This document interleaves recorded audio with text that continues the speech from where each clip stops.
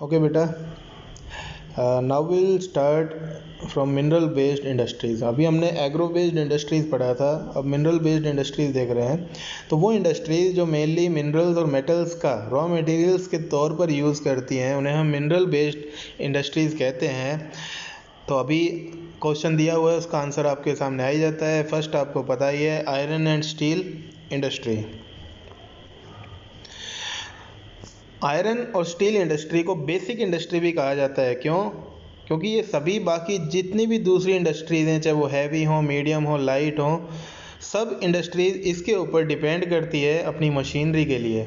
Steel mainly अलग अलग variety के engineering goods, construction material, defence, medical, telephonic, scientific equipment और बड़ी वैरायटी में जो कंज्यूमर गुड्स हैं उनको मैन्युफैक्चर करने में स्टील की ज़रूरत पड़ती है। अभी ऊपर आ रहा है, इसमें अगर आप जितने भी लिस्ट निकालेंगे, बहुत सारी चीज़ें लेके सुई से जहाज़ तक आपको बहुत सारी लिस्ट मिल जाएंगी।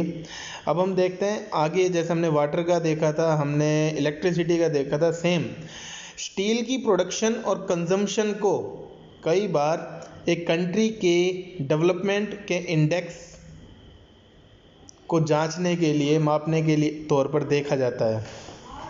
आयरन और स्टील एक हैवी इंडस्ट्री है, क्योंकि सारा जो रॉ मटेरियल है और लेके रॉ मटेरियल से फिनिश गुड्स तक सब हैवी और बल्कि होती हैं, और साथ ही साथ हैवी ट्रांसपोर्टेशन कॉस्ट भी इस सब में लगती है। आयरन और कोकिंग कोल और लाइमस्टोन, इनकी रिक्वायरमेंट होती है एक रेशो अप्रोक्सीमेटली 4:2:1 रेशो में। मीन सबसे ज़्यादा आयरन और देन कोकिंग कोल और फिर लाइमस्टोन, इस रेशो में ज़रूरत पड़ती है। और कुछ क्वांटिटी मैंगनीज़ की भी ज़रूरत पड़ती है स्टील को हार्डन करने के लिए। आपको याद होगा 1 टन स्टील को बनाने में करीब 10 kg मैंगनीज़ की ज़रूरत पड़ती है, जो हमने पहले भी पढ़ा था, याद होगा आपको, इससे पिछले चैप्टर के अंदर। आगे बढ़ते हैं, तो where should the steel plants be ideally located. अब क्वेश्चन उठता है कि स्टील प्लांट्स को कहाँ लोकेट होना चाहिए। तो बेटा आपको पता ही है, याद रखें कि फिनिश्ड जो प्रोडक्ट्स है उसको एक एफिशिएंट ट्रांसपोर्ट नेटवर्क की ज़रूरत पड़ती है डिस्ट्रीब्यूशन के लिए, मार्केट्स के अंदर कंज्यूमर के लिए। तो आप ये ध्यान रखें कि जहाँ भी आपको जितना रॉ मटेरियल है मार्केट नज़दीक है, सारी जो फैसिलिटीज़ एक जगह जहाँ असेंबल की जा सके, वहीं स्टील प्लांट्स को लोकेट किया जाना चाहिए। 2018 के अंदर 106.5 million ton crude steel production के साथ India world crude steel producer में सेकंड प्लेस पर रहा। अगर हम स्पॉन्ज आयरन की बात करें तो लार्जेस्ट प्रोड्यूसर इंडिया है स्पॉन्ज आयरन का। 2018 के अंदर पर कैपिटा जो कंजम्पशन थी कंट्री के अंदर स्टील की, वो सिर्फ 70.9 kg पर एनम प्रति वार्षिक दर पर थी, जबकि पूरे वर्ल्ड का अगर हम एक एवरेज देखें, औसत देखें, तो वो 224.5 kg है वर्ल्ड के एवरेज में। दैट मीन्स हमारी कंट्री में स्टील की कंजम्पशन के मामले हम बहुत पीछे हैं। अब बेटा कंजम्पशन का मीनिंग ये नहीं कि हम स्टील को हमें खाना है, मीन हम हमारी लाइफ में स्टील कितना यूज़ कर रहे हैं पर कैपिटा के हिसाब से, तो वो रेशो हमें दिखाया गया है।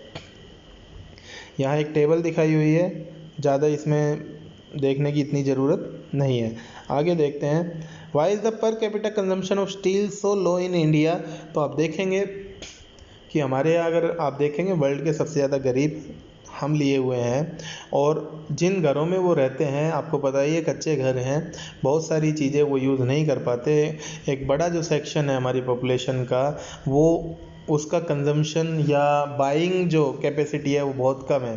इस वजह से ये जो पर कैपिटा कंजम्पशन है वो काफ़ी लो है। आगे नीचे दे रखी है, मिनी स्टील प्लांट्स जो होते हैं वो काफ़ी छोटे होते हैं, उनमें इलेक्ट्रिक फर्नेसेस होती हैं, बिजली वाली भट्टियाँ होती हैं जो स्क्रैप और स्पॉन्ज आयरन का यूज़ करती हैं।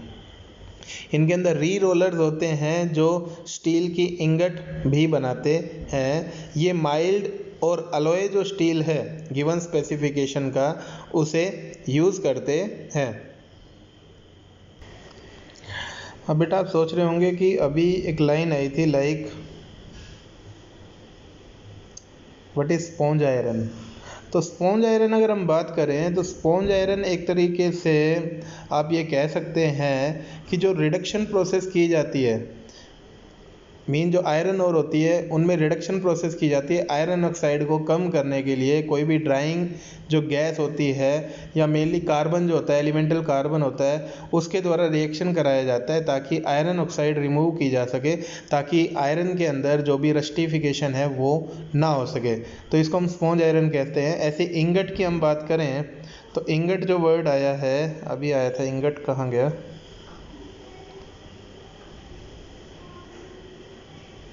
चलो, जो वर्ड इंगट आया था उसकी अगर हम बात करें, ये रहा।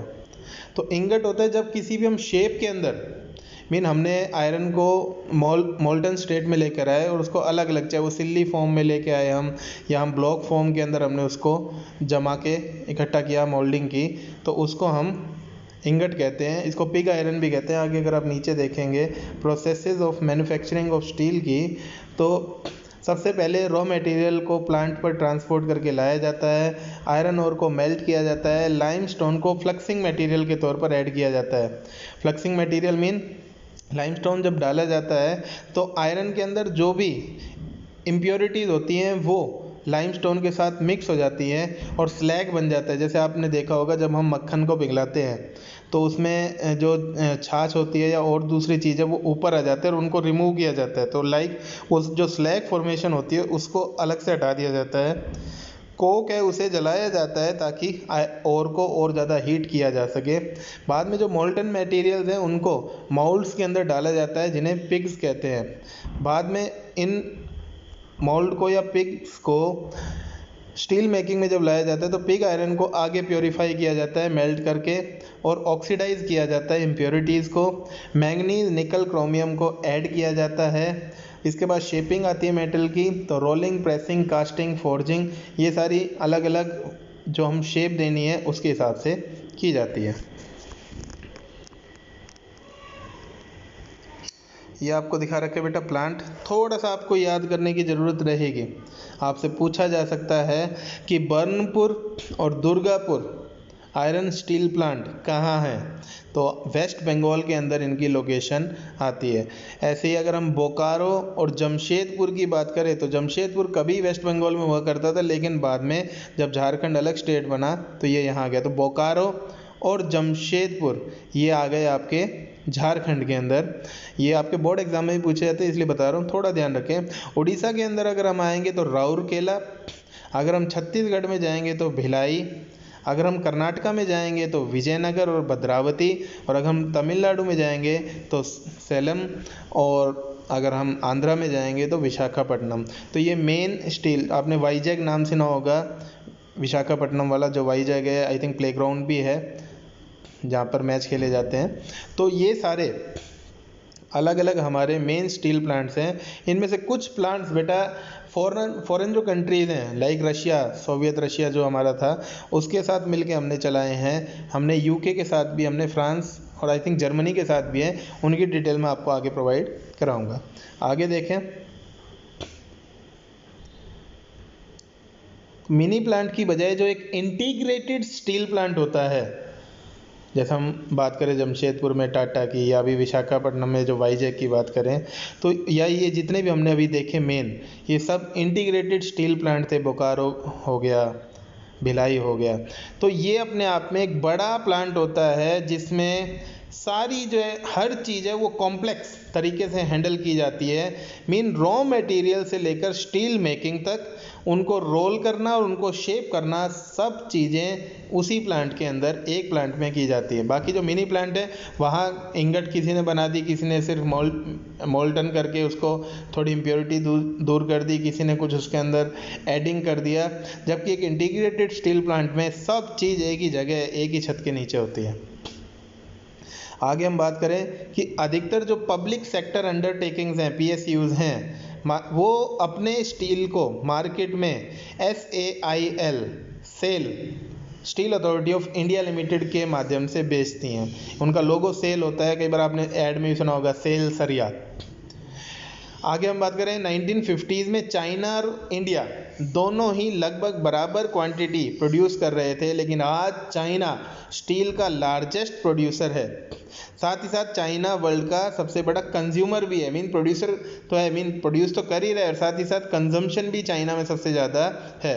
और आजकल आप हालात देख ही रहे हैं जिस हिसाब से सिस्टम चल रहा है, आजकल आप देख रहे हैं हालात जो चल रहे हैं चाइना के अंदर, तो किस तरीके से कोरोना वायरस देने के बाद चाइना अपनी टेरिटरी को लगातार बढ़ाता जा रहा है। हांगकांग, ताइवान के ऊपर अपना, इधर नेपाल को उकसा रहा है, उधर पाकिस्तान के साथ साजिश, रशिया के साथ मिलके, नॉर्थ कोरिया के साथ मिलके।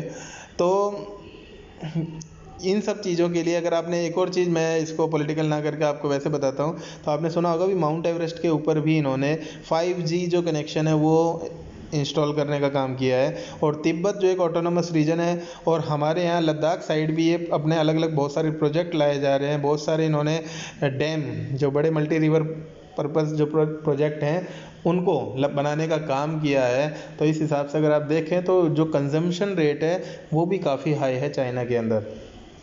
अब आते हैं इंडिया में ही, तो हमारे यहाँ जो छोटा नागपुर प्लेटो रीजन है, जो हम बहुत 9th क्लास से पढ़ते आ रहे हैं, सबसे ज़्यादा कंसंट्रेशन आयरन और स्टील इंडस्ट्रीज़ का इसी रीजन में देखने को मिलता है। अब ऐसा मेन जो है वो इसलिए भी है क्योंकि ये जो रीजन है इसमें रिलेटिव एडवांटेजेस भी हैं इस इंडस्ट्री के डेवलपमेंट के लिए। जैसे अब वो एडवांटेजेस क्या हैं, इसमें लो कॉस्ट का आयरन और आपको यहाँ मिल जाता है, हाई ग्रेड रॉ मटेरियल की प्रॉक्सिमिटी नज़दीकी है, चीप लेबर मौजूद है, बहुत ज़्यादा पोटेंशियल है होम मार्केट की ग्रोथ का भी। और इस वजह से इंडिया अपने आप में एक इम्पॉर्टेंट आयरन और स्टील प्रोड्यूसिंग कंट्री है वर्ल्ड में। फिर भी हम अपनी जो भी पोटेंशियल है उसका फुल यूज़ नहीं कर पा रहे हैं। क्यों? इसमें फर्स्ट जो रीज़न है, high cost and limited availability of coking coal. Anthracite जो कोल है, टॉप क्वालिटी जो कोल है, हमने पढ़ा था, वो हमारे यहाँ नहीं मिलता, तो उसकी कीमत बहुत ज़्यादा है और बहुत लिमिटेड अवेलेबल, तो हमें वो बाहर से इंपोर्ट कराना पड़ता है। सेकंड, हमारी लेबर की प्रोडक्टिविटी काफ़ी कम है। अब आप सोचेंगे लेबर, बेटा इसमें देखो राष्ट्रवाद अलग चीज़ है लेकिन अगर हम चाइना की लेबर से हमारी लेबर को कंपेयर करें तो हमारी लेबर आउटपुट बहुत कम होती है। चाइनीज़ पीपल, एक जैपनीज़ पीपल है, वो लेबर के मामले में हमसे कहीं फार बेटर है। उसमें कुछ कारण हमारी नीयत के भी हैं और कुछ कारण हमारे यहाँ की क्लाइमेट के भी हैं। हम देखते हैं, हम जिस क्लाइमेट जोन में रहते हैं उसमें लगातार मौसम चेंज होते रहते हैं, ठीक है। तो इस वजह से भी कि जो लेबर की आउटपुट है वो पूरी ढंग से नहीं निकल पाती, क्योंकि गर्मी बहुत ज़्यादा, सर्दी बहुत ज़्यादा, तो ये बहुत सारे रीज़न है। थर्ड आता है irregular supply of energy, mean electricity की सप्लाई भी पूरी नहीं है। इसके अलावा पुअर इंफ्रास्ट्रक्चर, मीन हमारी जो भी कंपनीज हैं, इंडस्ट्रीज़ हैं, इंफ्रास्ट्रक्चर उनका काफ़ी पुअर है, वो वर्ल्ड क्लास नहीं है। We also import good quality steel from other countries, और ये सबसे बड़ा क्वेश्चन मार्क है आप लोगों के लिए। आप में से बहुत सारे आगे चलकर इंजीनियर बनने वाले हैं, तो आप लोगों के लिए क्वेश्चन रहेगा कि आप इस समस्या से कैसे जुड़ेंगे, कैसे मतलब आप इसको सोल्व करेंगे कि हम गुड क्वालिटी जो स्टील है वो दूसरी कंट्री से इम्पोर्ट कराते हैं, फिर भी जो हमारा ओवरऑल प्रोडक्शन है स्टील का वो हमारी डोमेस्टिक डिमांड को पूरा करने के लिए काफ़ी है, फिर भी हम कराते हैं। ये एक बड़ा क्वेश्चन है। और सेकंड थिंग, आपको याद होगा 5th चैप्टर में मैंने बताया था, हमारा आयरन और अब देखते हैं कोरिया के अंदर हम भेज रहे हैं, साउथ कोरिया, हम जापान को भेज रहे हैं, उन कंट्रीज़ को डेवलप बनाने में हम अपना रोल प्ले कर रहे हैं। रॉ मटेरियल जो बहुत कम रेत के भाव कीमत में हम भेज रहे हैं और वहाँ से बनी हुई मशीनरी या स्टील को हम इंपोर्ट करा रहे हैं। ये सबसे बड़ा गैप है हमारी इंडस्ट्रीज़ की डेवलपमेंट में, और यही आप लोगों को बड़े होके सोल्व करना है। आगे देखते हैं liberalisation and FDI, foreign direct investment. इन्होंने इंडस्ट्री को काफ़ी बूस्ट दी, प्राइवेट एंटरप्रेन्योर्स को एफर्ट्स देकर या उनके साथ मिलकर। अब लिबरलाइजेशन क्या है, तो बेटा 1990s का दौर था। हम बात करें शुरुआत में आज़ादी की, तो 1950 के बाद से अगर हम बात करें तो हमारी जो गवर्नमेंट थी उन्होंने हमारी जो खुद की होम इंडस्ट्रीज़ थी उनको प्रोटेक्शन देने के लिए बहुत सारे ट्रेड बैरियर्स लगा दिए थे। मीन बाहर की कंपनी हमारे यहाँ आकर सेटअप नहीं लगा सकती थी, और वो हमारे यहाँ compete नहीं कर सकती थी। 100% से ज़्यादा हमने एक्साइज ड्यूटी लगा दी थी। मीन अगर कोई वहाँ से टीवी हमारे पास भेजता या और कोई भी प्रोडक्ट भेजता तो उसकी कीमत जस्ट डबल हो जाती। ये हमारी होम इंडस्ट्री को प्रोटेक्शन देने के लिए था, ताकि अगर कोई बाहर से चीज़ हमारी चीज़ के बराबर में आए, तुलना में आए, तो उसकी कीमत इतनी ज़्यादा हो कि वो चीज़ हम ना खरीद के अपनी इंडिया मेड चीज़ को ही खरीदें। लेकिन 1990s का दशक जो था, हालात बहुत ज़्यादा ख़राब थे बेटा। हमारा जो कंट्री थी वो दिवालियेपन की तरफ बढ़ रही थी, बैंकरप्सी की तरफ बढ़ रही थी। अब उस टाइम सॉल्यूशन क्या था? तो देन फाइनेंस मिनिस्टर या 2 बार रहे हमारे prime minister mister Manmohan Singh, a good economist, उन्होंने हमारी कंट्री को सेव करने का स्टेप लिया था। वो टर्म लेकर आए थे लिबरलाइजेशन, 1991 के अंदर ये टर्म लाई गई थी। और इसके तहत क्या था? लिबरलाइजेशन था ट्रेड बैरियर्स को रिमूव करना। तो बहुत सारी इंडस्ट्रीज़, उस टाइम एग्रीकल्चर को छोड़ा गया था, कुछ एक और होम इंडस्ट्रीज़ थी, मेनली जो रक्षा के जो उपकरण थे उनको छोड़ के बाकी सबसे ट्रेड बैरियर्स को हटाया गया था। बाकी सब में फॉरेन डायरेक्ट इन्वेस्टमेंट को मंजूरी दे दी गई थी। क्यों? ताकि हमारे यहाँ इंडस्ट्री सेटअप हो, हमारे यहाँ लोगों को रोज़गार मिले और हमारे यहाँ की इंडस्ट्रीज़ भी compete कर सकें, न्यू टेक्नोलॉजी हमारे पास आ सके। ये सारा स्टेप लिया गया, तब इंडिया जाके बैंकरप्सी से बचा। क्योंकि बल्कि बहुत सारी कंट्रीज़ ने आकर हमारे यहाँ अपने अपने सेटअप यहाँ पर किए, जिसकी वजह से हमें बहुत सारा फॉरेन एक्सचेंज भी मिला, हमारे पास न्यू टेक्नोलॉजी भी आई। और हमारे यहाँ बहुत सारे जो अपने खुद के डोमेस्टिक जो प्रोड्यूसर थे, उन्होंने बाहर की कंपनी के साथ मिलकर टाई अप भी किया, जॉइंट कोलैबोरेशन भी किए। जैसे अगर आप देखें, महिंद्रा एंड महिंद्रा जो हमारी गाड़ियों की कंपनी है, उसने फोर्ड मोटर के साथ टाई अप किया। ऐसे अगर टाटा का आप देखेंगे तो टाटा ने फिएट के साथ किया।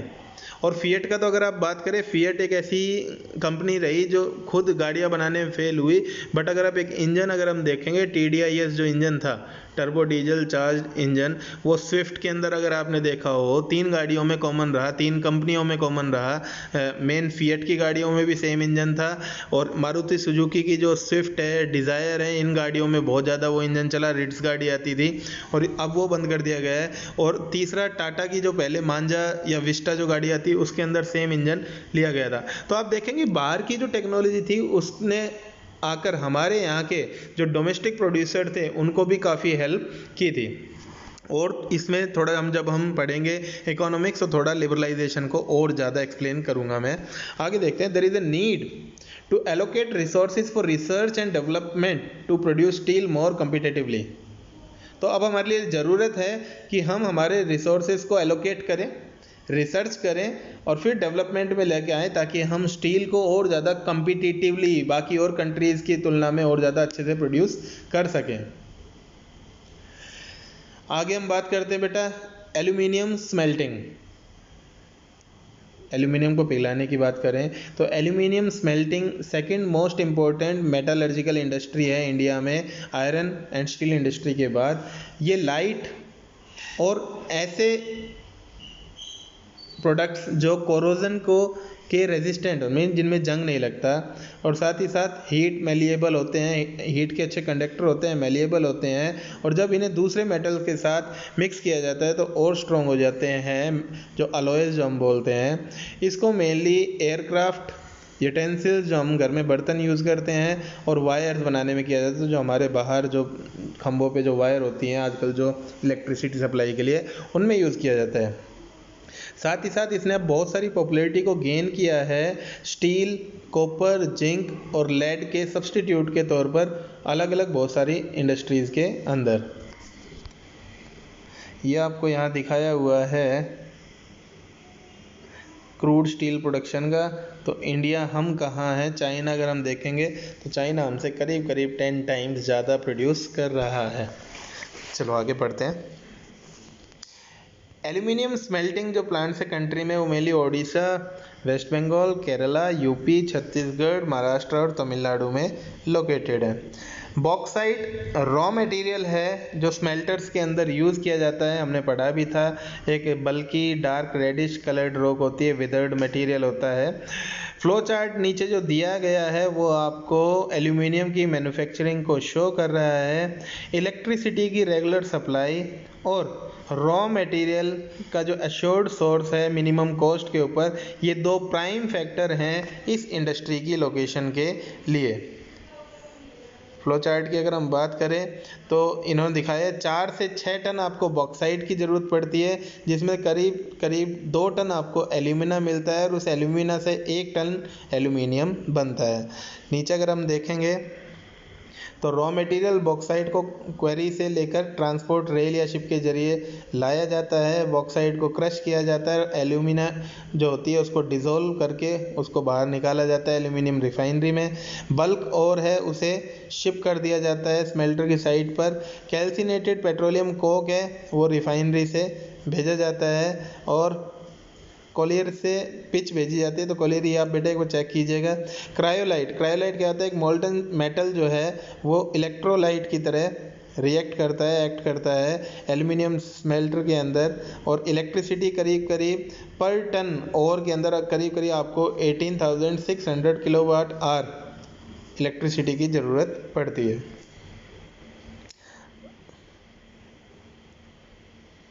आगे हम देखें केमिकल इंडस्ट्रीज। तो केमिकल इंडस्ट्री इंडिया के अंदर फास्ट ग्रोइंग और डाइवर्सिफाइंग इंडस्ट्री में से आती है। मैंने आपको सनराइज सनसेट इंडस्ट्री बताई थी जब हमने जूट वाला पढ़ा था, तो मैंने बताया था जूट बीच में सनसेट इंडस्ट्री में आ गया था, अब धीरे धीरे फिर उठा है। और मैंने सनराइज इंडस्ट्री बताया था, ऐसी इंडस्ट्री जिनमें अब धीरे धीरे बहुत तेज़ी आई है। तो केमिकल इंडस्ट्रीज उनमें से एक है। It comprises both large and small scale manufacturing unit. इसमें लार्ज और स्मॉल स्केल सभी तरह की मैन्युफैक्चरिंग यूनिट शामिल हैं। रैपिड जो ग्रोथ है वो रिकॉर्ड की गई है दोनों ही इनऑर्गेनिक और ऑर्गेनिक सेक्टर्स के अंदर। इनऑर्गेनिक केमिकल जो हैं वो सल्फ्यूरिक एसिड यूज़ करते हैं मेनली। अलग अलग इनऑर्गेनिक जो हमारी खाद जिनको हम बोलते हैं फर्टिलाइज़र जो बोलते हैं उनको मैन्युफैक्चर करने के लिए। इसके अलावा सिंथेटिक फाइबर्स हैं, प्लास्टिक्स हैं, एडेसिव्स हैं, पेंट्स हैं, डाई स्टफ हैं, nitric acid, alkali, soda ash जिसको मेनली ग्लास, सोप और डिटर्जेंट और पेपर यूज़ करने में यूज़ किया जाता है बनाने में, एंड कॉस्टिक सोडा, ये सब आपको इनऑर्गेनिक कंपाउंड में मिलते हैं। These industries are widely spread over the country. और ये सारी जो हमने ऊपर पढ़ी हैं इस तरह की इंडस्ट्री पूरी कंट्री में फैली हुई हैं। Why do you think it is so? तो आप देखेंगे सारे जो ऊपर हमने पढ़े हैं हर चीज़ की पूरी कंट्री में हर जगह डिमांड है, इस वजह से ये इंडस्ट्रीज़ आपको पूरी कंट्री में फैली हुई मिलेंगी। अब क्वेश्चन उठता है ऑर्गेनिक केमिकल जो है उनमें पेट्रोकेमिकल्स इंक्लूड होते हैं जो mainly synthetic fibres, synthetic rubber, plastics, die stuff बेटा कलर के लिए जो यूज़ किए जाते हैं, ड्रग्स और फार्मास्यूटिकल जो दवाइयाँ उनमें यूज़ किया जाता है। ऑर्गेनिक केमिकल जो प्लांट्स हैं वो मेनली ऑयल रिफाइनरीज जो होती हैं या पेट्रोकेमिकल जो प्लांट्स हैं उनके नज़दीक लोकेट किए जाते हैं ताकि रॉ मटेरियल के तौर पर उनको पेट्रोलियम या नेचुरल गैस मिल सके। केमिकल इंडस्ट्री खुद अपने आप में लार्जेस्ट कंज्यूमर भी है। मेन केमिकल इंडस्ट्री में बहुत सारी अलग अलग इंडस्ट्री में बनने वाले प्रोडक्ट्स को भी यूज़ किया जाता है। बेसिक केमिकल्स प्रोसेसिंग के अंदर जाते हैं और बाद में और दूसरे केमिकल्स प्रोड्यूस करते हैं जो इंडस्ट्रियल एप्लीकेशन में यूज़ किए जाते हैं या एग्रीकल्चर में यूज़ होते हैं या डायरेक्टली कंज्यूमर मार्केट के लिए भी यूज़ किए जाते हैं। आप इन प्रोडक्ट्स की अगर आप अवेयर हों तो लिस्ट बना सकते हैं। तो एग्रीकल्चर की हम बात करें तो यूरिया, DAP आप पढ़ रहे हैं, ये बहुत सारी चीज़ें हैं। इंडस्ट्रियल एप्लीकेशन की हम बात करें तो अलग अलग जो पेंट हैं और बहुत सारी चीज़ें बनाई जा रही हैं, सेफ्टी इक्विपमेंट बनाए जा रहे हैं। और डायरेक्टली हम कंज्यूमर मार्केट में भी बहुत सारी चीज़ें देखते हैं, मेनली जो हमारे कॉस्मेटिक्स वगैरह हैं वो सब इनमें ये सारी चीज़ें केमिकल्स यूज़ किए जाते हैं। फर्टिलाइज़र इंडस्ट्री की अगर हम बात करें तो फर्टिलाइज़र इंडस्ट्री मेनली नाइट्रोजिनस जो फर्टिलाइज़र्स हैं उनके ही चारों ओर सेंटर्ड रहती हैं। मेनली हम जो देखते हैं यूरिया हमारी कंट्री में जो यूज़ होता है, यूरिया के अलावा फॉस्फेटिक फर्टिलाइज़र्स हैं, डाईअमोनियम फास्फेट भी है DAP, और कम्प्लेक्स फर्टिलाइज़र्स हैं जिनमें नाइट्रोजन, फॉस्फेट और पोटाश तीनों का कॉम्बिनेशन देखने को मिलता है। तीसरा जो पोटाश है वो बेटा हमारी कंट्री में इसका कोई रिज़र्व नहीं मिलता, एंटायरली हमें इंपोर्ट बाहर से मंगवाना पड़ता है। कमर्शियली वायबल जो पोटाश है या पोटेशियम कंपाउंड है किसी भी फॉर्म में हमारी कंट्री में नहीं मिलते। ग्रीन रेवोल्यूशन के बाद से फर्टिलाइज़र इंडस्ट्री बहुत ज़्यादा एक्सपेंड हुई है और कंट्री और दूसरे हिस्सों में भी फैली है। गुजरात, तमिलनाडु, यूपी, पंजाब और केरला करीब करीब आधे से ज़्यादा जो फर्टिलाइज़र प्रोडक्शन है उसमें ये रोल प्ले कर रहे हैं। दूसरी ओर सिग्निफिकेंट जो प्रोड्यूसर है उनमें आंध्र प्रदेश, ओडिशा, राजस्थान, बिहार, महाराष्ट्र, असम, वेस्ट बंगाल, गोवा, दिल्ली, एमपी और कर्नाटका भी आते हैं। इसके बाद आती है बेटा सीमेंट इंडस्ट्री। तो आपको याद होगा सीमेंट इंडस्ट्री में रॉ मटेरियल क्या था? लाइमस्टोन। तो सीमेंट एसेंशियल है कंस्ट्रक्शन एक्टिविटी जिनमें हम अपने मकान बनाते हैं, फैक्ट्रीज़ हैं, ब्रिजेज़ हैं, रोड्स हैं, एयरपोर्ट्स हैं, डैम्स हैं और दूसरे कमर्शियल एस्टेब्लिशमेंट जिनमें यूज़ होता रहता है।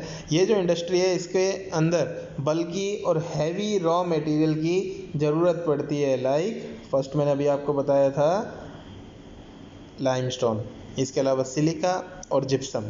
कोल और इलेक्ट्रिक पावर ये भी आपको साथ साथ ज़रूरत पड़ती है और ये रेल ट्रांसपोर्ट से इनको मंगवाया जाता है।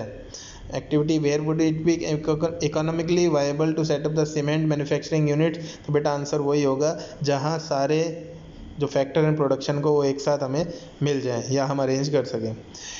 ये जो इंडस्ट्री है ये स्ट्रेटेजिकली रणनीतिक तौर पर इसे गुजरात के अंदर लोकेट किया गया है क्योंकि यहाँ से गुजरात से इसे गल्फ़ जो कंट्रीज़ हैं हमारी मिडिल ईस्ट जो कंट्रीज़ हैं, दुबई वगैरह जो है वहाँ पर इनको आसानी से पहुँचाया जा सकता है। क्यों? क्योंकि बेटा हमारे यहाँ की जो सीमेंट है वो वर्ल्ड क्लास क्वालिटी की होती है और इनकी मिडिल ईस्ट कंट्रीज़ में बहुत ज़्यादा डिमांड है। मिडिल ईस्ट कंट्रीज़, आप दुबई का बात करें, आपने पाम प्रोजेक्ट सुना होगा जो मेनली सी के अंदर उन्होंने पूरी बिल्डिंग, हाई राइज बिल्डिंग, और आप हाई राइज बिल्डिंग के लिए दुबई है, यूएई है, ये आपने सुना ही है, बुर्ज खलीफा वगैरह। तो वहाँ सबसे ज़्यादा हमारी जो सीमेंट है उसका एक्सपोर्ट हमारे यहाँ से किया जाता है या कंजम्पशन हमारी सीमेंट की सबसे ज़्यादा वहाँ है, इसी वजह से इनको लोकेट किया गया है।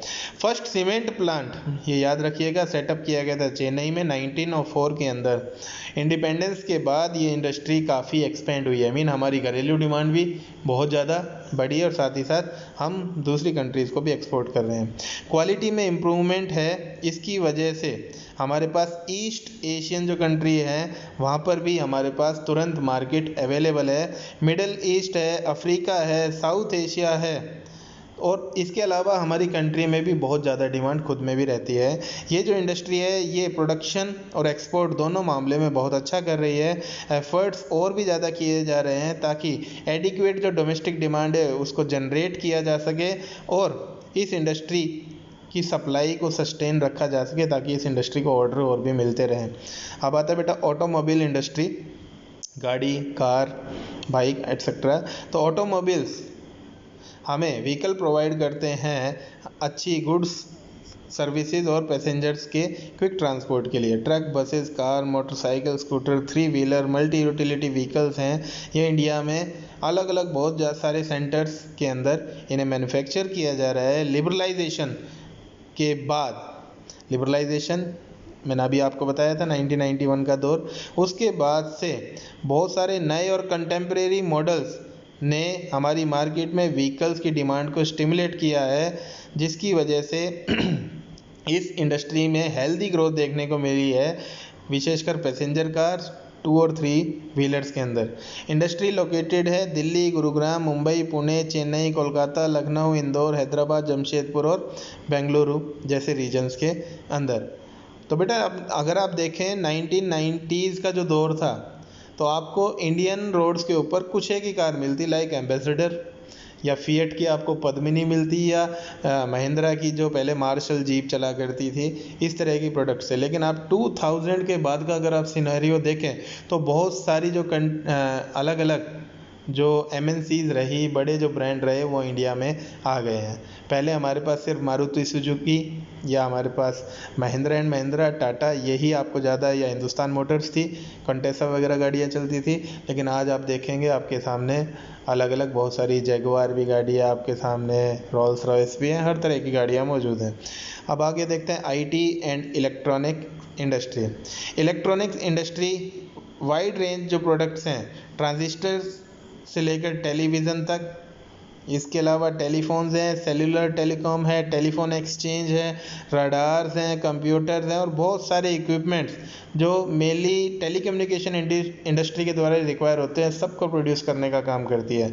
बेंगलुरु हमारी इलेक्ट्रॉनिक कैपिटल ऑफ इंडिया के तौर पर इमर्ज हुआ है। आपको सिलिकॉन वैली वाला एग्जांपल याद होगा।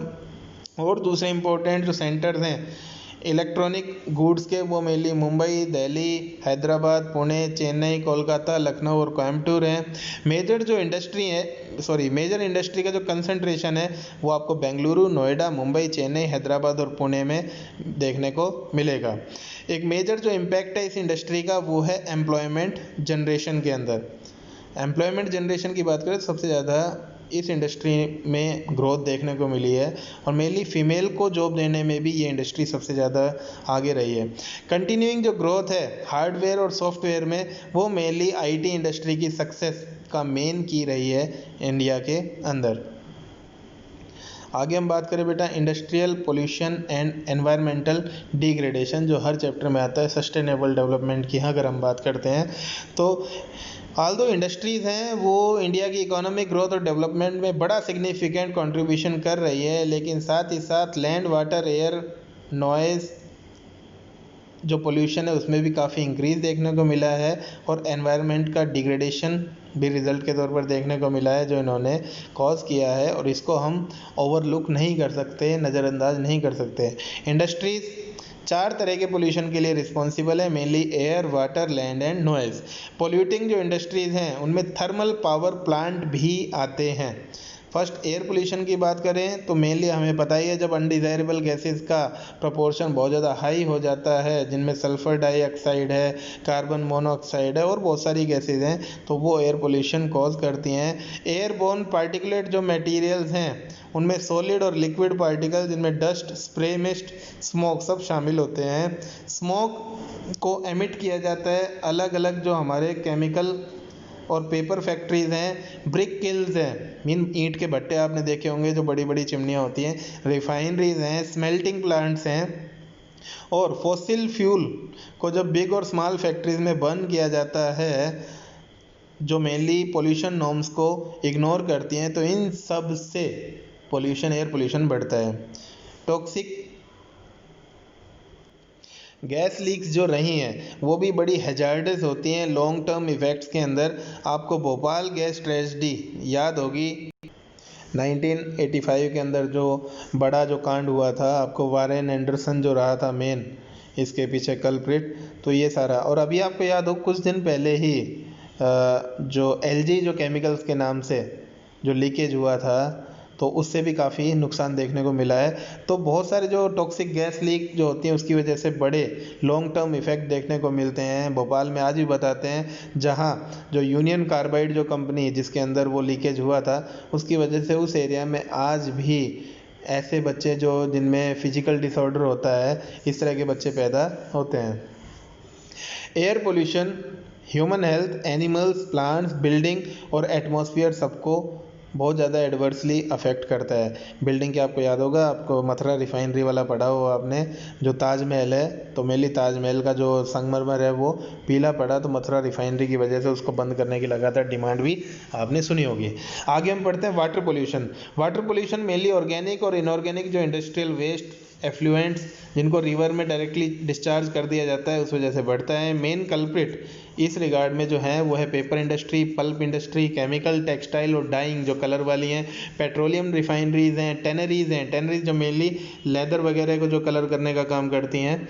इसके अलावा इलेक्ट्रोप्लेटिंग इंडस्ट्रीज़ हैं जो डाइज को, डिटर्जेंट, एसिड, साल्ट और हैवी मेटल जिनमें लेड है और मरकरी है, पेस्टिसाइड्स हैं, फर्टिलाइजर्स हैं, सिंथेटिक केमिकल्स हैं जिनमें कार्बन शामिल होते हैं और साथ ही साथ प्लास्टिक्स और रबड़ एक्सेट्रा है। जब इनको डायरेक्टली वाटर बॉडीज़ के अंदर डिस्चार्ज किया जाता है तो उससे वाटर पोल्यूशन तो बढ़ेगा ही। फ्लाई ऐश, फोस्फोजिप्सम और आयरन और स्टील स्लैग जो होते हैं ये भी मेजर सॉलिड वेस्ट हैं इंडिया के अंदर, जो जिन्हें रिवर्स के अंदर डिस्चार्ज कर दिया जाता है। थर्मल पोल्यूशन की बात करें तो बेटा थर्मल जो पोल्यूशन है वाटर का वो तब होता है जब हॉट वाटर को फैक्ट्रीज और थर्मल प्लांट से सीधा डायरेक्टली रिवर्स और पॉन्ड में बिना कूल किए, बिना ठंडा किए एकदम से डिस्चार्ज कर दिया जाता है। तो बेटा सोच के देखिए what would be the effect on aquatic life. अब एक्वाटिक जो लाइफ है चाहे वो फिशरीज हैं या जितने भी हमारी फोना या फ्लोरा है एक्वाटिक, उस पर क्या इफेक्ट पड़ता होगा जब उबलता हुआ पानी एकदम डायरेक्टली आता होगा बहते हुए पानी में। न्यूक्लियर पावर प्लांट से निकले वेस्ट हैं, न्यूक्लियर और वेपन जो प्रोडक्शन फैसिलिटीज़ हैं वो कैंसर कॉज करती हैं, बर्थ डिफेक्ट्स होते हैं, मिस कैरेजेस भी देखने को मिलते हैं। सॉइल और वाटर पोल्यूशन आपस में क्लोजली रिलेटेड हैं। वेस्ट की जो डंपिंग है, स्पेशली जो ग्लास है, हार्मफुल केमिकल्स हैं, इंडस्ट्रियल एफ्लुएंट्स हैं, पैकेजिंग है, साल्ट्स हैं, गार्बेज हैं, वो सॉइल को यूजलेस बना देते। रेन वाटर जो बेटा परकोलेट करता है तो वो सॉइल के अंदर इन पोल्यूटेंट्स को लेकर ग्राउंड वाटर के अंदर जाकर ग्राउंड वाटर को भी कंटेमिनेट कर देता है। आगे हम पढ़े हैं तो नॉइज़ पोल्यूशन की बात करें तो नॉइज़ पोल्यूशन ना सिर्फ हमारे अंदर इरिटेशन और एंगर को बढ़ाता है, साथ ही साथ हियरिंग इम्पेयरमेंट मीन हमें सुनने वाली जो बीमारियां हैं, इसके अलावा इंक्रीज्ड हार्ट रेट है, ब्लड प्रेशर है और बहुत सारे फिजियोलॉजिकल इफ़ेक्ट्स हैं वो भी आते हैं। आपने देखा होगा कई बार जो आपकी मदर जब बर्तन धोती होंगी तो जो चूड़ियाँ जब उन बर्तन से जब वो भिड़ती हैं तो अलग ही एक ऐसी आवाज़ आती है जो हमें सहन नहीं होती। या अगर हम बात करें इंक्रीज हार्ट रेट की, जब आप कभी शादी में जाते हैं तो डीजे की जब आपने इको सुनी होगी तो डायरेक्टली आपने हार्ट के अंदर वो थंपिंग महसूस की होगी। ब्लड प्रेशर भी और इरिटेशन भी क्रिएट वो करता है। अनवांटेड जो साउंड होता है वो इरिटेंट होता है और सोर्स ऑफ स्ट्रेस, हमारे अंदर तनाव पैदा करता है। इंडस्ट्रियल और कंस्ट्रक्शन जो एक्टिविटीज़ हैं, मशीनरी हैं, फैक्ट्री इक्विपमेंट्स हैं, जनरेटर्स हैं, साज मीन जो आरा मशीन वगैरह होती हैं ये, और साथ ही साथ न्यूमेटिक और इलेक्ट्रिक जो डील्स हैं ये बहुत ज़्यादा नॉइज़ क्रिएट करती है और हमारे अंदर चिड़चिड़ापन पैदा करती हैं। अब बात करते हैं हम कंट्रोल ऑफ एनवायरमेंटल डिग्रेडेशन, किस तरीके से हम एनवायरनमेंट को डिग्रेड होने से बचा सकते हैं।